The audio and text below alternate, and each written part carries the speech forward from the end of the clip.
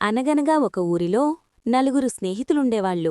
వాళ్ళ పేర్లు టమాటా, ఉల్లిపాయ, పచ్చిమిరపకాయ, ఐస్ క్రీం. ఈ 4 మంచి స్నేహితులు. ఒకరోజు వీళ్ళు నలుగురు సినిమాకి వెళ్లారు. సినిమా చూస్తే వస్తుండగా పెద్ద వర్షం పడింది. దానితో ఐస్ క్రీం కరిగిపోయి చనిపోయింది. అది చూసి ఉల్లిపాయ, టమాటా, పచ్చిమిరపకాయ ముగ్గురూ ఏడుస్తున్నారు.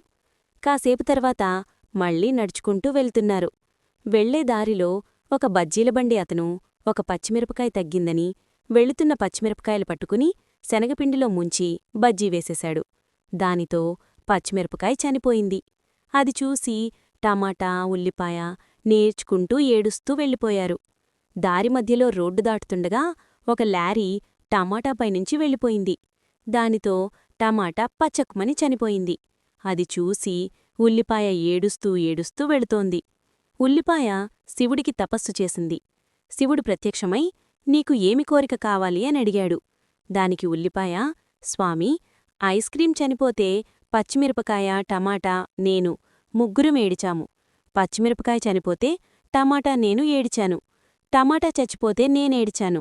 మరి నేను చనిపోతే ఎవరేడుస్తారు అని శివుణ్ణడిగింది. అప్పుడు శివుడు ఉల్లిపాయకి ఒక వరం ఇచ్చాడు.